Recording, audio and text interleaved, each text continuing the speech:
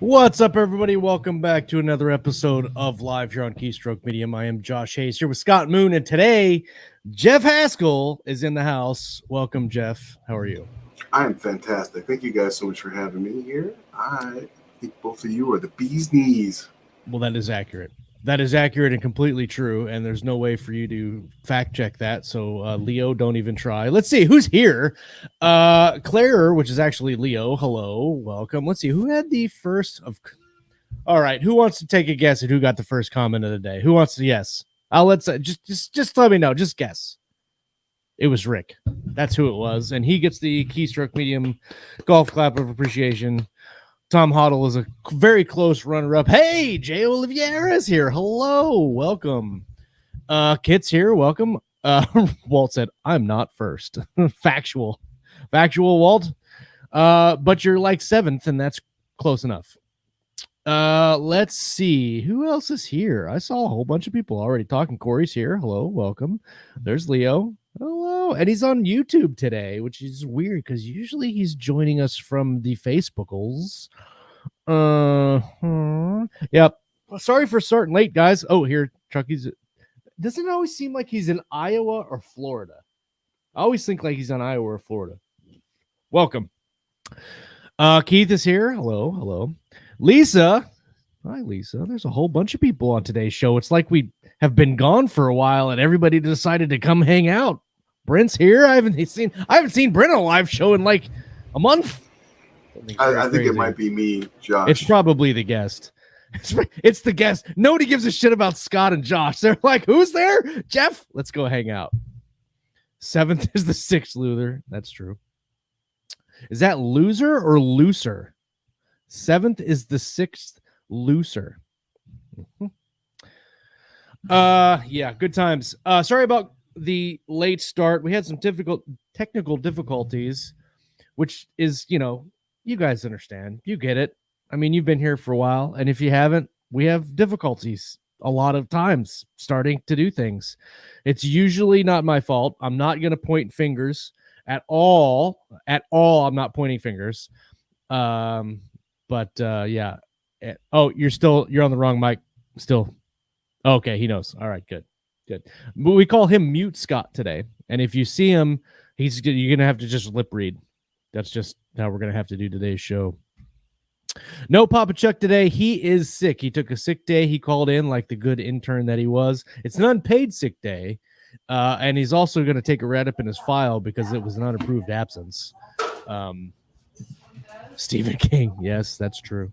That's true. And I'm wearing your shirt, Rhett. So there's that. All right, well, let's get into the show, people. We have got a lot of updates to cover. Scott, hopefully he can figure out his stuff so he can give us his update. I went to the Mac. Hey, I heard you that time. I know. Well, I'm doing speak output and input just to the Mac this time, so hopefully it's not too terrible. Okay, cool. Yeah, that's cool. That's true. Way to stand by your crew. That's true. Hey, look, nobody ever said that I was a great boss. They just said that I was a hell of a nice guy and one hell of a model American. Updates. Let's do Scott first and knock your update out of the way, man. What have you been up to this week? Mostly trying to get this. I have a nice new digital interface so I can play my bass and stuff into the amp and do things. And I thought it was working, but apparently I cannot speaker here through that mic. So technical difficulties. Number one, just moved into a new apartment, as you can see. Finished Reaper 14 2 days ago. Started outlining real seriously on Reaper 15. Working on another project for Athon, and then my Blue Sun Armada is my solo stuff. And you live within walking distance of me. I do live with walking distance. And the neat thing is that my family's back here in the background going, did you get it fixed? And I'm like, yeah, I'll be able to hear you if you talk. So don't say anything inappropriate. Yes. Jen, that's right. You need to be appropriate at all times, Jen. I'm going to have a wife cameo here in a second if she crosses over. Hi! I think that's a first. I think that is a first in 7 seasons of Keystroke Medium that Jen is. It's the first moon spouse. It's a double mooning. Hey, I like that. There you go. What happened? Jeff, what about you, man? What have you been up to this week? So much editing.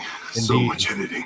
Indeed. I feel like the last 4 months has been me just one constant edit fest after another.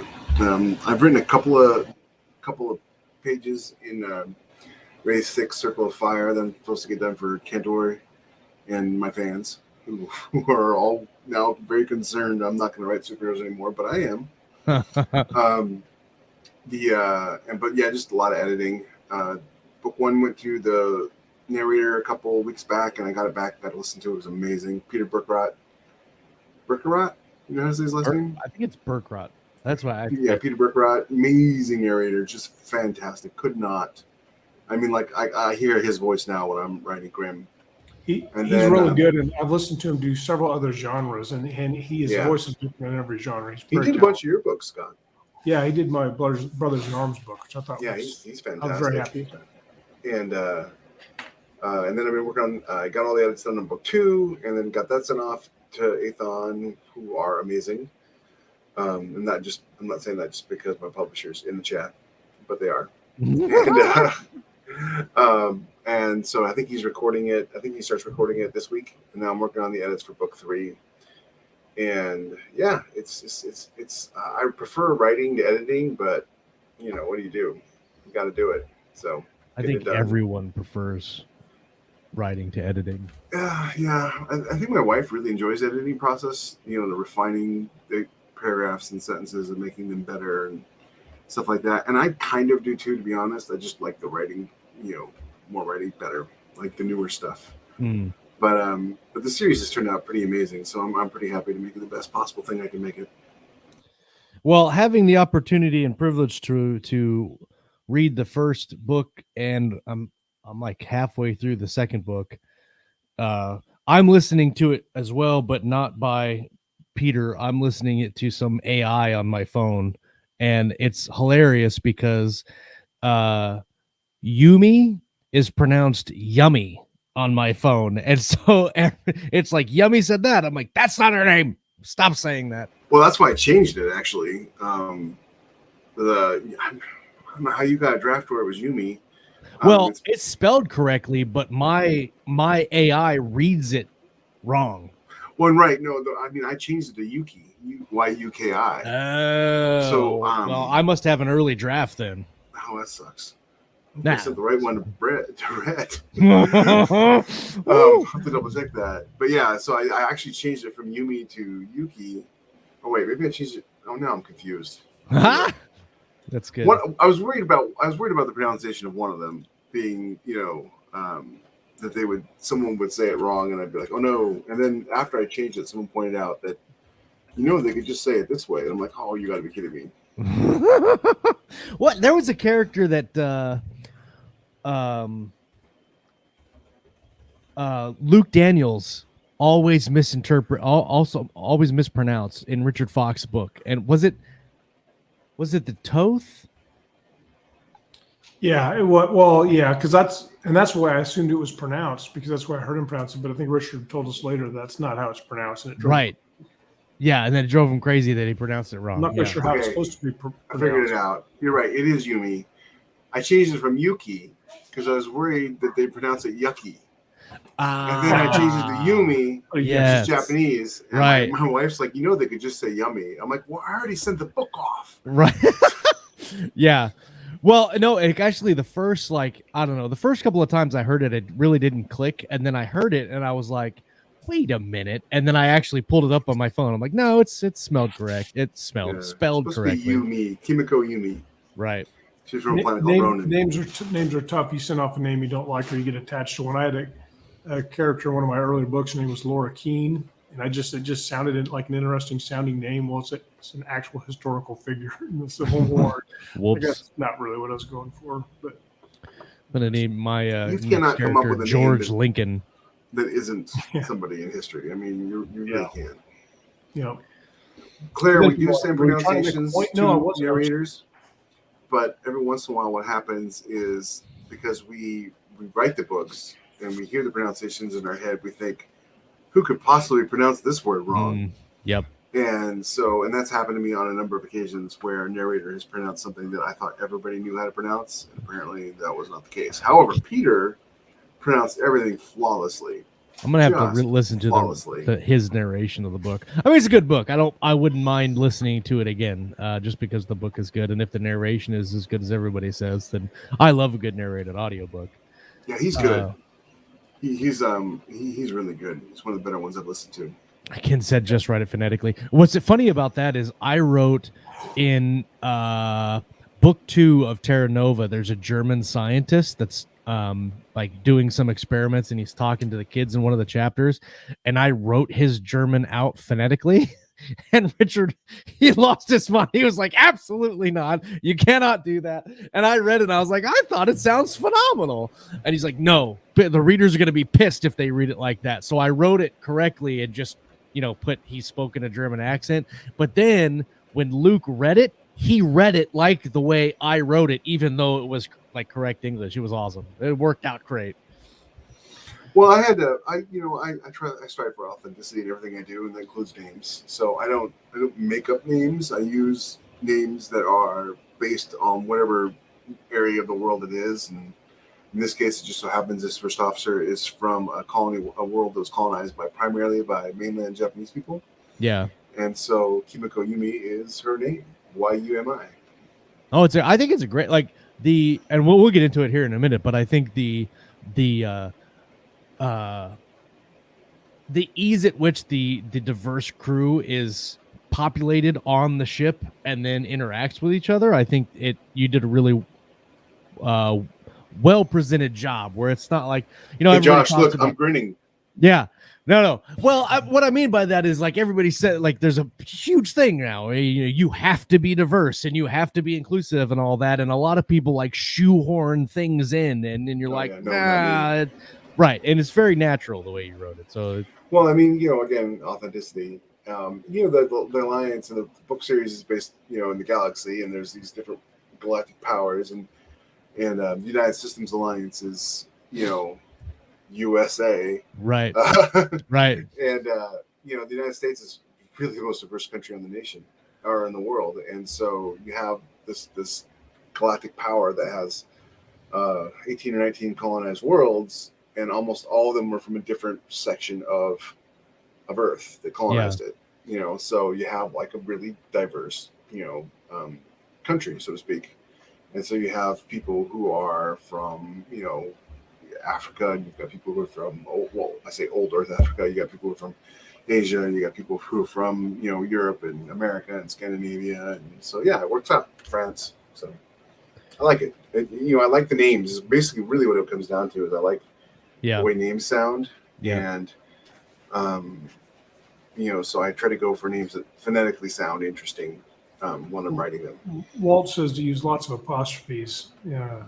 No, that's fantasy, Walt. That's fantasy. Unless it's Klingon, then you're like, kapla! Yeah, that's fantasy, like right in the middle. Right in the middle of the word. Yeah, every word. To pronounce names like Robillard, would be a good name to use. We're going to put apostrophe in his name. Like the ship has a drop ship that's stationed on it called the Corsair, and the aviator for the Corsair, her name is Boudreaux. She's a French pilot. Mm-hmm. There's the astrogator's name was Owusu. He just has one name. Later on, I think in book 2, there's a guy from a Pacific Islander world. His name is Tafiti. Things like that. It's just interesting names that sound interesting, that are easy for readers to remember, because readers will forget who people are like really fast. And so if you can come up with an interesting sounding name that's not so unusual that they skip over it, you'll get readers who will remember who they are. Okay, I'll do my update really quick, and then we'll jump into Against All Odds. Walt, I will slap you silly if you ever say that again. Well, I mean, he's technically true. He's not technically true. It's all it's a fantasy in our head. Not that it's a fantasy, but it's a fantasy in our head.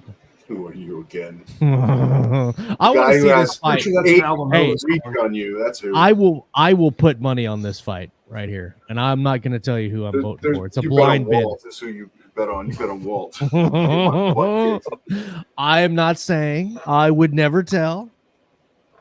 Okay, so big news on my end. I finished my part of Tranquility, the third novel, Warfighter, last week. We didn't have a show last week, so I couldn't tell everybody. I finished all of my chapters. I have one chapter that wasn't outlined, so technically that doesn't count. And I'll finish that up probably in the next couple of weeks. And then Devin's going to finish doing his chapters, and book 3 will be out after that at some point, probably early this summer, I would imagine. We'll see. But I was really excited about that. So I finished that last week. And then also last week, I wrote a short story for the Bane Adventure Fantasy competition. I finished it a few days ago. Some people in my writers group read it and they enjoyed it and gave me some feedback. The interesting thing on feedback from authors, this experience that I just had with this short story is the number one reason why I would say everyone needs to have a writers group of peers that you trust their opinion and are on the same level writing wise, like experience wise and knowledge wise, right? So let's see, I got 6 people to read it. All of them gave me good notes, like this. This was missing a certain aspect here.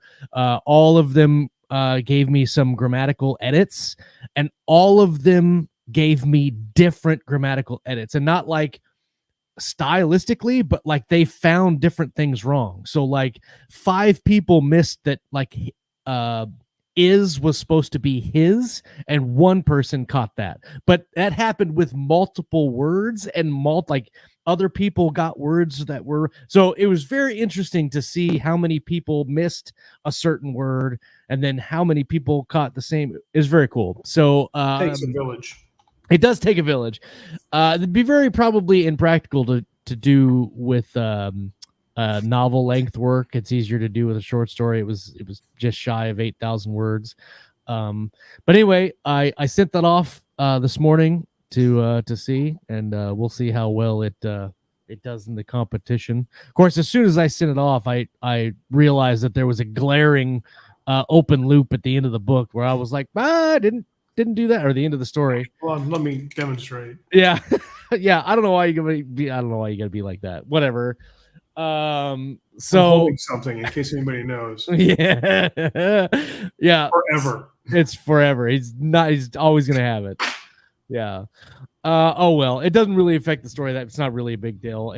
If that disqualifies it from winning the award, then well, we'll see. But I'm not going to tell you what the title is, and I'm not going to tell you what it was about, because if anybody from the Bane judging pool is watching, it's a blind judge, and so it's kind of like our flash fiction deal. How's he gonna read it? Well, the person who's running the emails, I hate you, Jeff. I really do. Like, there are some times that I wish that I could like just invisible ink. Put my yes. Picture it didn't happen. And he spelled Pix wrong. Oh, I see what you're saying. Okay. Picture. Gotcha. Okay. That's going back to the village comment. Yeah. Oh, gotcha. Yeah, I'm talking, and how we got Vikings. In the corner of my peripheral vision here, I can see the chat just bing ding ding ding ding ding ding ding ding, and I can't read any of it because I'm trying to talk at the same time. And what Tom say? What is this? Ahead to read, the unready would disagree. I might have missed the reference. Eighthel Red. Yeah. I think that's from Bernard Cornwell's Viking stuff. Okay. I got you. I see what you're saying. So yeah, good week, fun week. I am in the middle of reading book 2 of Jeff's series, and I just started Warbreaker by Take a Shot, Brandon Sanderson, and I'm actually really enjoying it. It's probably the one that was the least far down in my Sanderson read pile, but it's very good, very different, which all his books are different, but still very good. All right, let's talk about A Grimm's War, and at Against All Odds. I read the first book because I'm cool like that, and absolutely loved it. And I know that there are several others in the community that have read it and loved it. and all of us, I believe, came to the same collective conclusion. Say that 3 times real fast.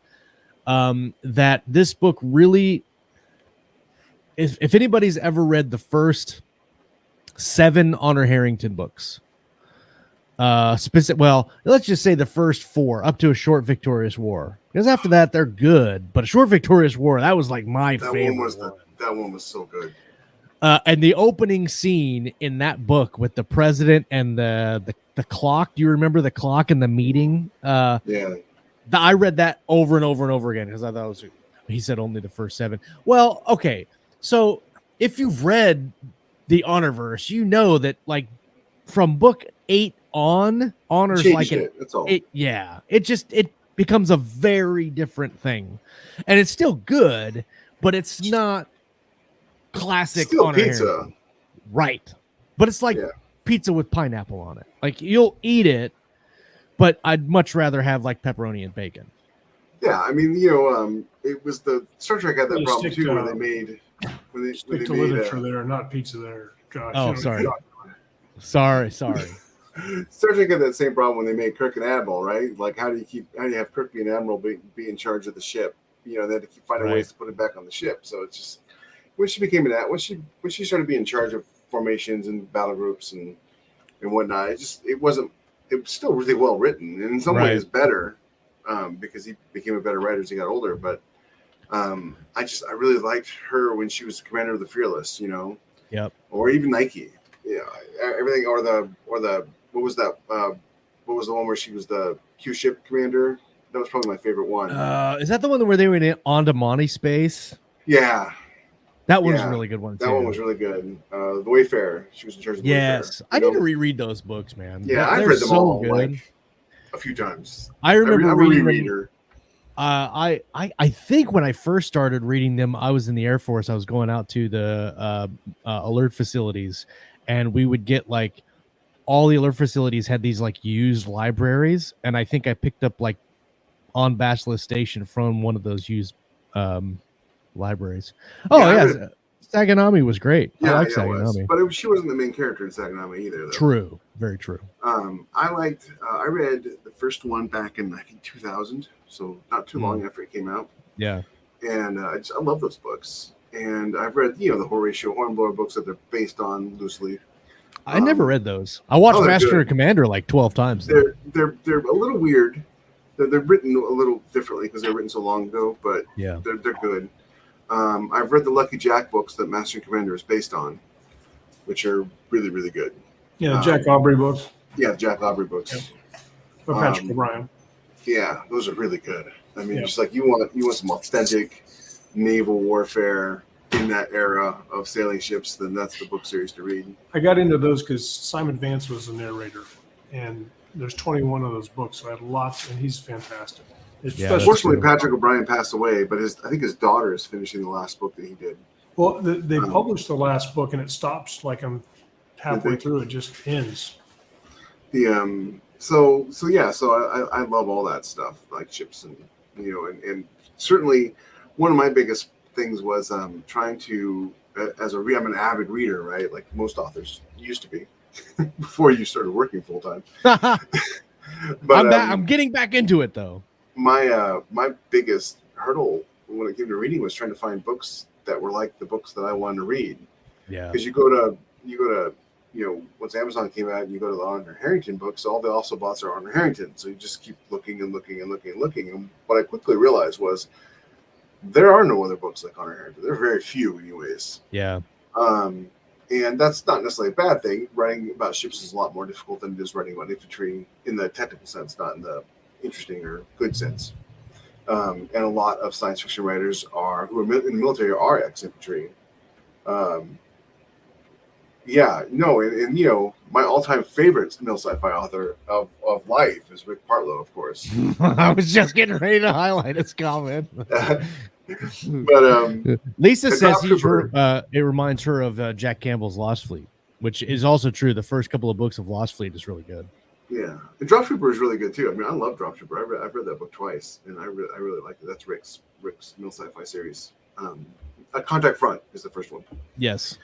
And I The so when I first started writing, years ago, I wanted to write middle sci-fi, but I didn't feel like it was very good yet, and so I started writing. I wrote first under a pen name, writing urban fantasy. Then I switched to superheroes, and then when I felt like I got really good, I started working on my middle sci-fi. And I probably wrote a few 100,000 words in different stop and goes, trying to get what I wanted out of it. And then when I had the right idea, I went to Steve because I had no idea how to market middle sci-fi because I don't market my books; they just sell. Not to sound like like arrogant or anything, but superheroes is niche enough that I can just release them and they sell. I don't have to. It's niche. I don't have to. People who want to read those books are waiting for them. Right. But middle sci-fi is somewhat of a crowded market, and so that's why I went to Steve and read and like, hey, I've got this idea for a book and book series, and they're like, yeah, how long will it take you to write? And I'm like, 6 months, and this was November of 2019. Yeah. So nothing happened in 2020 that could possibly have stopped me from writing these books. Yeah. But here we are, 2 years. Well, I hear other authors just wrote like 6 more novels in 2020. Yeah. What were you doing? I wrote. Well, the thing was too is like all my superhero novels are like 60,000 words, and these are 100,000 words. Yeah. Or plus. Yeah. And also, I got into writing them, and I just really wanted them to be good. I wanted them to be exactly what I wanted them to be. And I wrote book 1, and then wrote book 2, and then halfway through book 3, I had an epiphany about writing, and I went back and I rewrote a lot of book 1, so to make it better, because it was missing. It was missing something. It was missing that emotional gut punch that makes you feel it while you're reading it. And I think I got that. So is that something that you had to go back and like seed into the rest of the books, or? Mm-hmm. Okay. Yeah, but halfway through book 3, I read this amazing book about how to construct a scene and how to construct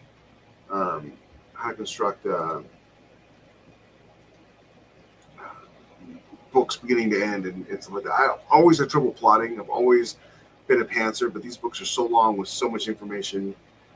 You can't. Yeah, I couldn't pants it. I could pants 40, 50, 60,000 words, 120,000, like against all odds. Like I just couldn't pants it.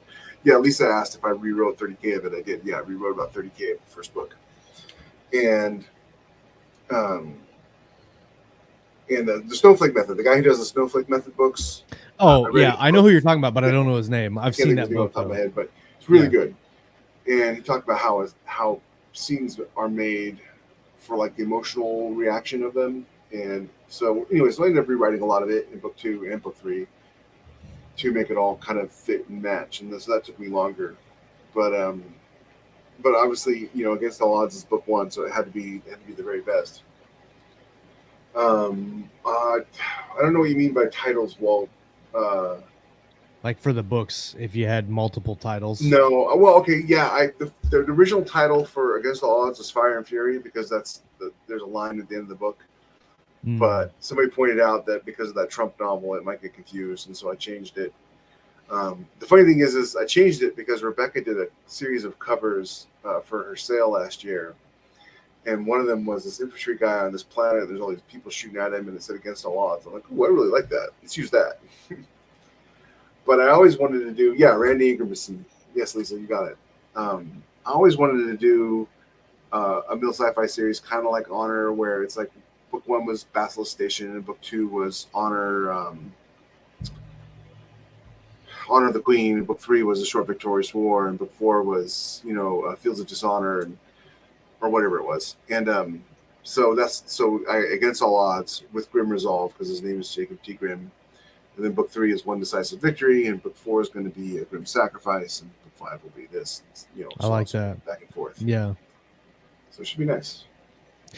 So we mentioned we're in a writers group together. Like I said, you out there, if you're watching and you're not in a writers group, get in a writers group because they're phenomenal. Absolutely. Yeah. And we were talking a couple of weeks ago and talking about continuation on book 4 and going forward with the rest of the series. And I think this book is going to do well. I really think you're going to have a lot of success with it. Talking going into, 8, 10, 12 books or whatever down the line, on the arc of these 3 books, especially starting with this first book, you have some pretty significant events that are happening on multiple levels. Yeah. You have some discovery events, you have some enemy events, you have, you know, some political stuff that's happening, which I think there's a good mix of kind of high level political stuff mixed with really kind of in the weeds military stuff, and then also you've got some spy stuff in there as well. And I thought that they all worked well together. When you talk about really wanting to make it great, and then kind of looking at you know, we keep mentioning the Honorverse as kind of a model. Did you go into that into the planning process over the 3 books and then beyond, knowing that you were going to have all that, or did like walk us through the beginning of the creation process for this? Well, for me, military sci-fi has always been about, you know, militaries in the future and how technology impacts soldiers, sailors, you know, the politics, the wars. You know what I mean? Like if you're just writing a book in the future and they're on a ship and some of them are in the military, that's not really military sci-fi. You know, the whole thing from the private to the president is part of the military. And so you can't really have military sci-fi if you don't have some sort of at least acknowledgement that everything that these politicians do affects the military. And, you know, and of course, if you look at the real world, you've got plenty of examples to go from. When I was in the Army in the 90s, I was in when Black Hawk Down happened. And I don't want to get political, but I mean, like the Army wasn't right. People in the Army were not happy about that situation, and they blamed the president for it. Yeah. And so that's how you can have sort of like you have this big envelope of things that affect the world. So I have characters who are spacers, that's what I call sailors, on the ship, who are 19 years old and they're just in the Navy. I've got, you know, one of the characters is a senator from a planet called New Austin, and he's a former Marine who lost an eye and he can't be regenerated, so he wears an eye patch. I've got a president who seems like a good guy, but really he's just looking out for his career. And the moment things go sideways, he'll throw everybody under the bus. Mm-hmm. I mean, he'd like to see the Navy be strong again, but you know, he's not going to risk his career for it. And then I got a fleet admiral who's basically been put into the position of the scapegoat if everything goes wrong, trying to rebuild the Navy. The premise basically is that I'm a huge history fan. I love history. I read history all the time. And so basically the premise is what would happen if the Allies lost World War I? Because technically nobody lost World War I. Everybody just decided to stop fighting. There was an armistice, and then everybody blamed Germany and made Germany pay for everything. So even though Germany didn't really start the war, not that I'm defending Germany, I'm just saying. Sure. That's just how it was. And we're talking about World War I, not World War II. They definitely started World War II.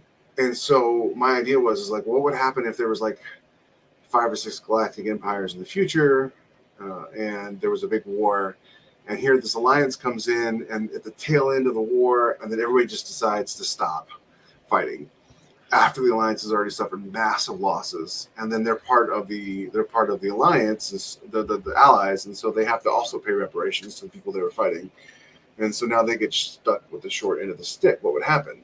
Well, what happened was the politicians decided they were going to lay all the blame on the warmongers in the Navy. And so for 20 years now, before the book starts, the Navy has been just gutted over, you know, good people have been thrown out. And every time they do something, it's like, oh, you warmongers in the Navy trying to start another war. And so that's the situation where our main character comes in. He's been disgraced. He's about to be thrown out.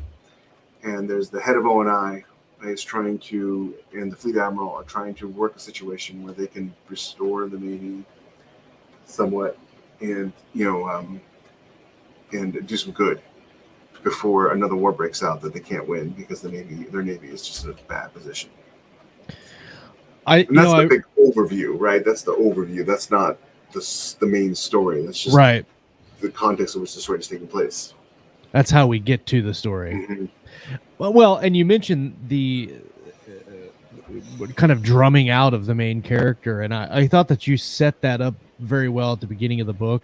And then not only does it set the protagonist on a downward spiral, but it also sets up the atmosphere that you're talking about without having, like, it goes to the show and tell, right? Where you don't have to say the Navy's just a big pile of steaming horse crap.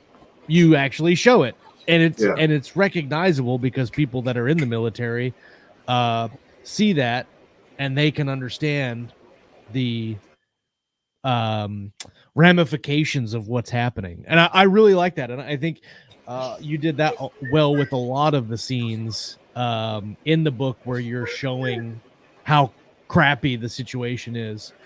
And then even with the bad guys, the Caliphate, and showing how they were working under the scenes and kind of beneath the scenes, and I won't give any spoilers for book 2, but the thing that you find out in the beginning of book 2 was like, okay, so it's not just them; it's a whole other thing. Yeah. I wanted to go in different directions. I tried really hard not to be. It's not about predictability. Predictability is the wrong thing. People try too hard to be not predictable, or be original, and that's not the way to go. But what I do try to do is avoid the low hanging fruit. And I also try to make sure everybody's 2-dimensional, so that. And I didn't do this at first. So when the first draft of Against All Odds, Nadia Dagger her name was actually Katrina Dagger. And she was a Russian from Zekobar. But I got worried that so everything that happens in these novels is based on things that have actually happened either in history or recently. And so I got worried that I was letting my bias against certain religious practices, run rampant. And so that's when I decided to change Katrina to Nadia, which is a very common Muslim name, and make her a immigrant from the Caliphate, so that you could see that, hey, there are people who are part of this ethnic group that are just people. They're not bloodthirsty slave traders who just murder everybody. Because I didn't want it to be two-dimensional. If it's two-dimensional, it's just no fun. It's just it's not interesting. It's Transformers. And I wanted something. I wanted to make something that was had verisimilitude and authentic and felt like real. The funny thing is I got a comment from one of the editors, because obviously Nadia is the spy and she's also Jacob's love interest. And the book has a little bit of everything because life has a little bit of everything. Sure. It is not a romance novel, but there's romance in it. It's not a comedy, but some things are funny. True. Someone commented about that guy's head exploding at the end, saying that was like one of the best scenes. That he laughed so hard reading that scene. And I'm like, I laughed writing it. So military comedy. Comedy. Yes, the gallows humor is very there. Yes. So she was there to represent that not everybody was all bad or all good or anything like that. She's also based on my wife. So, but the comment I got was, "Your wife's a spy?" Oh, cool! You have no idea. Whenever we play D&D, she's the rogue. Of course she is. Of course he is. Even No, when it's so funny is I try to base everything on stuff that happened to me or stuff I experienced. The downgrading and the destruction of the military was something that happened to me when I was in the army. Mm-hmm. The people in charge of the government at the time in the 90s, they just did not like the military, and so they made sure that we knew at every possible moment that we were just worthless. And also meeting, when Jacob meets Nadia and they hit it off right off the bat, and that was how me and my wife were. It was just how we hit it off. And the editor, he's like, I don't think it's realistic that a hot woman like Nadia would just like go for this guy that quick. And I'm like, he's like, because that's never happened to me. And I'm like, well, I don't tell you, dude, it's happened to me like 5 or 6 times. So, maybe it's just because I'm 6'4", because I know that makes up for a lot of ills. But yeah. Well, I mean, that is true. I was like, where's the tall man at? I'm like, look, I'm 5'11", 3/4.5. And if I wear shoes, I'm over 6 foot. There you go. Okay? Always wear shoes. Yes, always. I feel tall right up until I stand next to Charles. I was going to say, standing Okay. next to Jeff and Charles at 20 books makes you feel like a small child in kindergarten or something. CC Akeke is 6'6", and he's gigantic. And Standing big. next to Cece makes me like, it puts me in Amy Duboff's shoes, where like if she's standing next to me and I'm standing next to Cece, I understand where she's coming from in her life, and I'm like, yes, Charles, yes. And I wanted the reason Jacob in the book, he's I forget how many centimeters it is, but he's 6'4". I use the metric system because that's just sort of standard in military sci-fi. I think But it's he's 108. 6'4". Kid Sort of says I character. wear lifters. Come on, man. Tom Cruise lifters for Josh. Yeah, so I wanted to have that sort of, I wanted to bring the authenticity to it, where like he's like always hitting his head on the bulkhead and having the duck when he goes through doors, because that's how it is when I'm on a ship. I just I can't just like walk straight down the hatchway and be fine. So and he plays the guitar, so he's a little rounded out. So it's just I put a lot of work into these characters, all of them. There's a mess. A guy who works in the mess, who's a spacer third class named Josh Mendez, and he's like that young kid who's like just looking for somebody to follow, and he ends up attaching himself to the captain. I got the crazy aviator and Boudreaux, the old engineer who's likes destroyers, and so he works on it. And then the ship itself, of course, is a character. I actually have a map. I think you've seen it of the ship. Oh no, I haven't seen it. Oh yeah, it was in our Slack group. So. Oh, okay, I'll have to check it out. I might have to Discord if it'll let me, but I created a blueprint of it so I would know where everything was. So when someone had to go from frame 6 forward, the long nines back to the ammo compartment, I could kind of visualize the route they'd have to go to. And it gets important in book 3 because there's a really protracted naval battle in book 3 where the ship just gets the hell beat out of it, and there's lots of repairs going on and stuff like that. And I love ships, right? I mean, the Enterprise, Defiant. Yep. Galactica, love ships. Firefly. Yeah, Firefly and Serenity. There just isn't enough of that anymore, in my opinion. And a lot of mil sci-fi is all infantry based. They don't really get into ships or space travel. And something that happened to Star Trek in the last 20 years is they lost all the wonder. They lost the awe, the sheer awesomeness of space travel.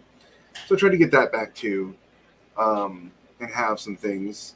Also, I wanted to mention this. Lisa's in the chat. Lisa's famous. She's in the book, sort of. Lisa helped me create something called the Richmond field, which is an energy field, an actual reality thing that would work, that keeps oxygen inside a ship without letting the atmosphere out, without letting space in. So nice. I told her I would call it the Richmond field. So I keep trying to get other people to use that too. So yeah, I'm definitely gonna yoink that. Kayleen says Jeff and Charles are the only ones who make her feel normal. Love you, Kayleen. And so the Interceptor is a 40-year-old destroyer called the Hellcat, and it's got a shark nose on the front, but it's all beat to hell. I mean, it's like when he takes over the ship, like one of the turrets is open to space, and there's patches and welds on the outside, and it's just this old ship. And but there was a reason, there's a reason why he was put in command of it, and there's a reason why it is in the middle of nowhere. It's out on the rim, as I say in the blurb. And when he takes command, it's like it hasn't had a CO for 3 months when he takes command. So a lot of the beginning of the story is just about him like asserting command over the ship and trying to get people to realize, like, hey, you do not have to cover your butt here. Let's just work together, get the ship running, be a team, because stuff is going to happen, and we need to be ready. And it's great that he did, because obviously the ship would have been destroyed if they had just sat the way they were, before he got there. So one of the things complex thing to it, I liked that it's paced very well. You take the time to kind of draw out the crew and their experiences before even heading into battle, like their experiences with the grav coil and all these other things that they're having to overcome and do before they even really get started. And they weren't boring. They were interesting pieces of the puzzle that he was trying to put together. And I thought that was real. I think a lot of people kind of really rush through that kind of stuff. And those are the kind of events that really kind of frame a crew, especially you know, battle is one thing where you're talking about brothers in arms and battlefield friendships that are formed and created. But there's a lot of things that happen that don't have anything to do with battle that really can affect your friendship and your relationship, or even your interactions with those people while you're fighting. And a lot of that stuff is done in training and the simple things like putting a ship together. Like a lot of that stuff is missed, and I thought that really brought a lot of authenticity to the story itself, just because there were those things that you presented that is like a really real thing in military life, day-to-day stuff. Well, you know, and we did a lot of things in the Army that were not battle, that were not fighting. Right. We fought fires. We, you know, went to earthquakes and helped people. We handed out food, medicine, you know, tons of stuff that wasn't war. Yeah. And so that was part of what I wanted the Navy, had to do with the Navy. But also structure-wise, it's like if you look at like Basilisk Station, because a lot of my inspiration was wanting to write something that was similar to Honor Harrington, but not like a ripoff. Yeah. But if you look at the way Weber writes, he'll do 70% of a book that is build up, and then 30% that is the climax. And that's kind of what I wanted to do. You know, I wanted to have a really tense build up, you know, doing the arc thing, go up and down, up and down, up and down until you get to the final confrontation, and then have that final confrontation be drawn out so that it was, you know, a few chapters of tension. And, you know, and the way you do any of that is the tension, right? So in Medai Res, people talk about that all the time. It literally translates to in the middle of the action. Mm-hmm. But in Greek, action is tension. So it's really what it means is open with tension. And if you open with tension, it can be a conversation. It can be observed tension where, like, you know, something is about to happen, even though the author hasn't really said anything is going to happen, but you know from the setup that something is about to happen. And so you just keep that tension going throughout the whole book. It's steadily climbing and steadily climbing, steadily climbing. You don't necessarily have to have gunfights, though there are. And you don't necessarily have to have, you know, major epic battles before the final one. And so that's kind of what I wanted just to build up to that last big final battle. And then that moment where they realize they're hopelessly outgunned, and just, it was just, you know. One of the things that Scott and I talk about all the time, alert, and hopelessly outgunned in every book. Yeah, they're outgunned and outmanned. One of the things that Scott and I talk about a lot, and we have over the last couple of years of writing in the genre, is battle fatigue in a real serious way, where every battle kind of feels the same. So you're talking from the writing perspective? From the writing perspective. Because it's challenging to just... You can only write he shot a gun so many times, and even on a ship, from the perspective launch torpedoes or whatever, like having those scenes matter to the book is really challenging. And to have them matter, you can't have a lot of them. Right. You just can't. Right. To have action scenes matter, you can't have a book full of them. Right. And because once if you're feeling burned out writing it, the reader's going to be feeling burned out reading it. It's interesting, though, because I wrote a book, and when I turned it in, I didn't put as much battle in the beginning, and what it was kind of a little bit lower conflict. I didn't go into the nitty and gritty and every detail of the squad level, and I had to rewrite it like twice, because they're like, no, you have to show all of that, because in this genre, they want to see everything, and that's kind of where my fatigues come from, because I've written probably 25 military sci-fi books with just packed full of battles and action sequences. And sometimes you feel like, oh my God, what am I, how am I going to new? Scott, do you remember The Good, the Bad, and the not The Good, the Bad, and the Ugly? For a Few Dollars More, Clint Eastwood. He goes into that town. It's what Yojimbo is based on. He goes in that town, and it's huge build up until the end of the movie, and then there's that big gunfight. Yep. Do that. Yeah. Because then the battle at the end means something. You know what I mean? Like if you're constantly fighting, like when I do, there's a couple of close quarters battles in the book, because there's Marines, and it's military sci-fi, right? You have to have Marines and some sort of ship action. soldier.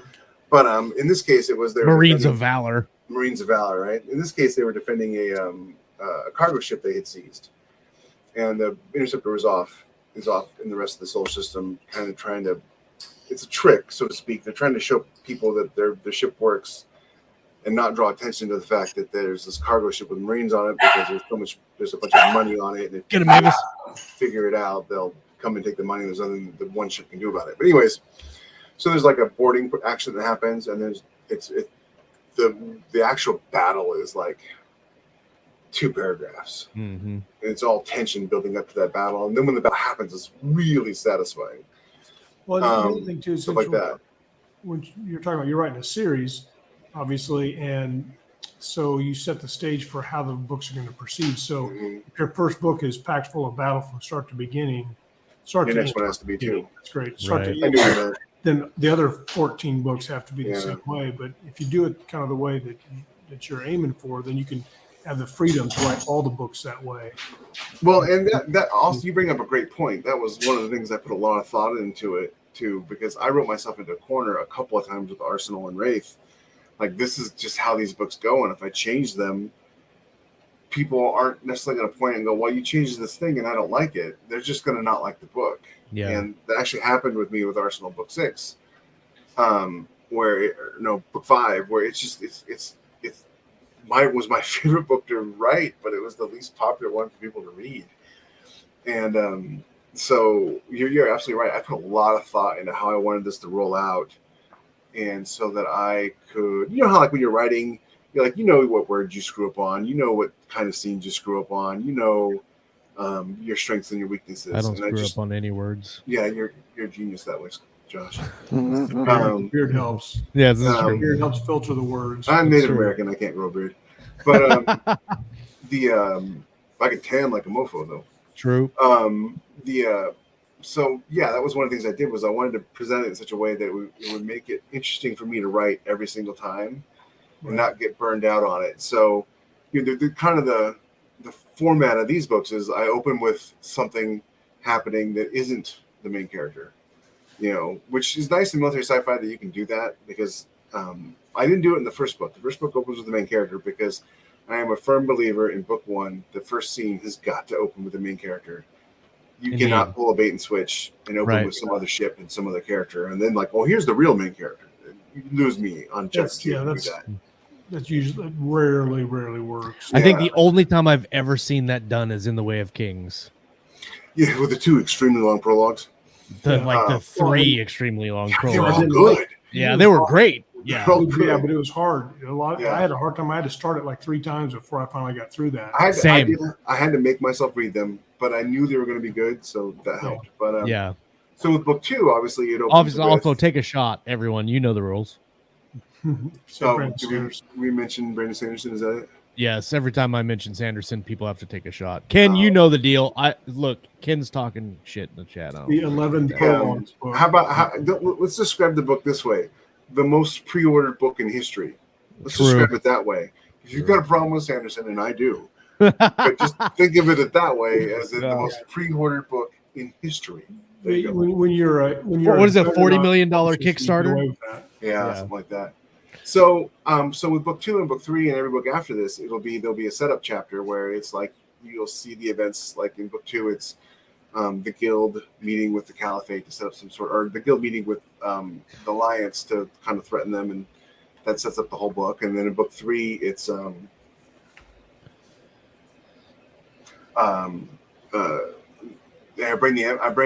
I mentioned the Iron Empire in book 1, in book 2. But I bring the story in book 3 centers around them. So the princess of the Iron Empire is, in the beginning of book 3 is captured, and that's part of the story. And so it's this sort of setup, and then you get into where's the Interceptor at? What's the Interceptor doing? What's the crew doing? That kind of thing. And allows me a lot of leeway to build up and do things, to build slowly, the way Weber did, the way people used to write. Like, have you ever read the Belgariad with by David Eddings, which is one of the most amazing epic fantasies ever written. It's like the first 2/3 of the book is really just build up, and then all of a sudden it's go, go, go, go. And it's, I love that in movies. I love it in books. As indie authors, we get told that we have to open really fast, really strong, and not let up or we'll lose our audience. And I've always kind of disagreed with that. Because I've never heard of that guy. I'll have to check him out. Because I felt like the best openers in all the books I've ever read were the ones that grabbed me and were the most interesting, but weren't necessarily, action. If you've ever read Ben Bova's Orion series, it opens with him meeting a girl in a diner, and then he goes outside and dies, and then he wakes up in ancient Greece. Scott, you read it? Actually, no, I was thinking of the wrong book. I was okay. thinking of a different Ben Bova book. So, I mean, that's kind of amazing. It's a great way to open it. In Starship Troopers, it opens with a drop, and he's scared out of his mind. And there's no combat. There's no combat even for like a couple of pages, at the beginning of Starship Troopers. And then, Ender's Game, it opens with that kid taunting him. And there's a million different ways to open a book. It's important you open them with tension. And you build the story of the book right from page 1. I was talking to somebody a couple of weeks ago, and we were talking about openings, and he said, "Man, I can't remember. I think it was Blake Arthur Peele. It was either it was either Blake or Tyler Davis, and I don't remember which one of the two said this, but they said basically we were talking about it and how a lot of people confuse starting with action as you need to have like an explosion happen in the first chapter." But he summed it up and basically said that people confuse action with intrigue, and you all 100% need to start a book with intrigue, whether that's a fight or like you're saying, tension, the conversation, whatever it is. Start it with intrigue, so you're intriguing people to read the rest of the book. Yeah, I mean, you definitely want the readers to be asking questions, like in a good way. Yeah. That whole thing people do sometimes where they start a book and there's people talking, but they don't give any names. Don't ever do that. Yeah, that's if you point to an author who's done that successfully, just remind yourself you're not that author. You want intrigue. Absolutely, that's the question part of it, right? That's you want people to ask their mind working, like, what's going on? What's this? Who's this? Why is this happening the way it is? But tension is that thing where when you're reading it, you feel an impulse to keep reading to find out what happens because you now feel tense. Yep. You're like, oh, what happens next? Yep. And so if you open like a scene where like there's a guy on a bridge and he's like talking to the bridge crew, something is about to happen because it's the beginning of a book. Of course something is happening. Mavis. Or like if you've ever seen a movie where like all of a sudden it'll be like the movie will switch to some random person sitting somewhere and you're like, well, this person's about to die. Yeah. Oh, yeah. 2 minutes later, they get their head blown off. That's tension, and you need that. You need that to keep people turning pages. One of the interesting things I like about the Gray Man series, I talked about it a lot last year while I was reading it, is he does a lot of things, and I think it's specific to the genre, but a lot of other books do it where you open, you have a chapter with a tertiary character you have never met before, and I don't really care who the character is, but now I'm like, oh yeah, how is this guy gonna die? Like that, now I'm intrigued. This guy's gonna die somehow, and I want to know how he dies. And it's and you can set your book up that way. And for me, also one of the things I wanted to do was I just wanted to have incredibly satisfying endings. I wanted the endings to just be like, when they won, you would like stand up from whatever you were doing and be like, yeah, and I actually had someone say that they shouted for joy at the end of the first book when the final shot happened. Yeah, because he just really thought I was going to blow the ship up and everybody was going to have to go to escape pods or whatever and blah blah blah. But spoiler alert. I don't know that I've had anybody ever jump up at the end of my books. Strikers War makes people cry, and I think that's about the same. That's achievement. And so you can't have that again. You can't have that if you've had a book full of action scenes. You just can't. Hey, Mavis is joining the show. Hi, Mavis. So you want to? Oh, what a cute dog. So yeah, you just and a lot of it comes down to just understanding story and how structure works and why it works and why we have story beats and how certain characters are always perceived and et cetera, et cetera. And it takes a lot of work. Rick Partlow is always saying he's an overnight success, 12 years in the making. Indeed. And it takes time. Which is every overnight success. Yeah, right. Well, when I first came in the business, there were plenty of authors who'd written their first book and sold 100,000 copies day one or whatever. Well, yes, but that was their first published book. It probably wasn't their first book. And you know what I mean? Always, yeah. And I always like in 2011, there was some stuff that kind of Yeah. would sell for a while there. Hey, Oh. But I'm really thankful that while I've been moderately successful, I haven't been heavily successful. You know, I think I've sold at this point 100,000 copies of Arsenal and Wraith combined. Yeah. And I'm really happy with that because it allowed me to understand what I was doing right and what I was doing wrong. If I had been a success right off the bat, I never would have written another book that was successful. 100%. Because I wouldn't have understood what I was doing wrong. I would have thought, oh, well, people just, you know, don't like me or they don't like me. Well, and that could affect your whatever, growth you know. as an author too. One of the things I always say is if you're not growing as an author, you're not trying to better your craft or improve in your writing, you're doing a disservice to yourself and to your readers at the same time. Yeah. And so that, you know, to Scott's point about 2011, 2012 time period, a lot of those writers ballooned by accident, and then they thought that it was because of skill and just continued on. I want to read the blurb for Against All Odds before we call it a stream here. So I'm gonna throw the cover back up and read the blurb. It's been a while since I've done a blurb. Hold on, Feel free to add of Doom at the end. Oh, I'm doing it. Let's see. Oh, I forgot, Josh. I was supposed to write a blurb that actually had of Doom at the end of it. I promise you, one day I will write a book with a blurb that has of Doom at the end. I'll let it slide this time. Against All Odds, the wrong crew, the wrong ship, the right captain.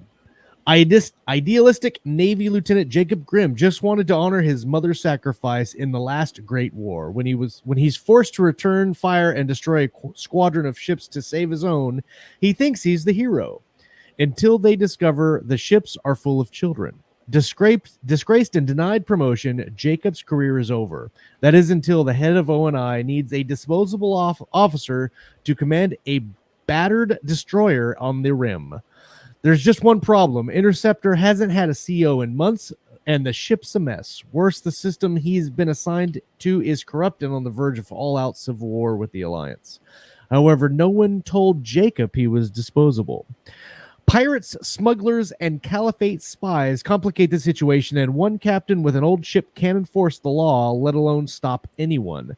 The single greatest discovery of all time is about to change intergalactic politics forever. If Jacob doesn't find a way to succeed, then it just won't be the end of the Alliance. It will be the end of freedom for humanity of doom. Read the next part, too. The next part's really good. From USA Today best-selling author Jeffery H. Haskell comes a military science fiction epic in the tradition of Honor Harrington and Star Trek. If you love heroes and starships, you'll love to stand with Commander Jacob T. Grimm against all odds. You're in the Navy now of Doom. The Navy of Doom. I like that. Yeah, I like that. You're in the. That's a throwback to Pauly Shore. You're in the Navy now. No, that was in the Army now. That was in the Army. Yeah, no. You're in the Navy now is something you should say during World War II. Oh. They people be complaining about something and they'd be like, well, you're in the Navy now. You know, so that's true. A lot of World War II references in this because hey, look. There's a blurb from our very own Rick Partlow. Against All Odds is classic space fleet military science fiction in the tradition of David Weber, and with memorable characters and thrilling action. Haskell is a new shining star in the genre. That's high praise. High praise, sir. I still haven't got you your $500 for that, Rick, but I promise I'll get that to you in advance. I'm gonna put the link to the book in the live chat. Ken Brentz will make sure that it's in the show notes on the audio and continued video of this show. It's a fantastic book. It comes out tomorrow, so click on that link right now and go buy it. It's 99 cents. You will lose that amount of money in the couch tonight while you're watching the news. Go and buy this book, and you will not regret it. I guarantee you. Yes, this is true. Space battleship Yamato vibes on the cover. Look, Jeff's wife Rebecca did this cover, and I thought that she did a phenomenal cover. One of the things I love about this cover, and I love Tom Edwards.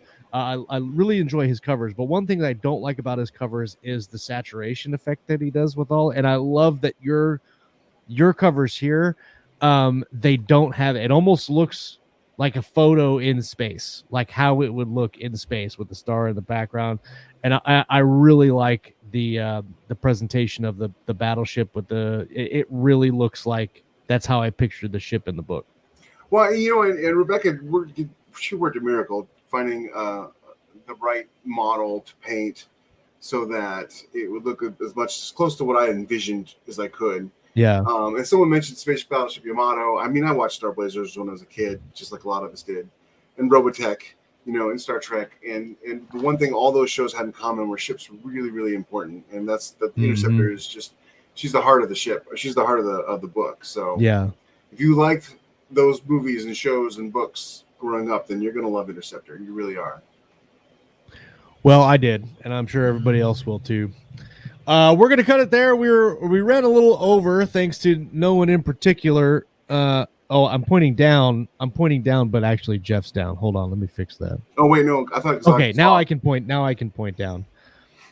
Hang your head in I'm pretty sure it's shame. me because I like to talk, I'll just talk and talk. Oh no, the show was great. It was starting late though, but anyway, everybody. Thank you guys for coming and hanging out with us. I think I mentioned everybody. I don't think I missed anybody this week, but if I missed you, oh, hey, Jay's here. Knives and Swords. Jay. Oh, yeah, we were talking about battle scenes being boring. That's true. That is true.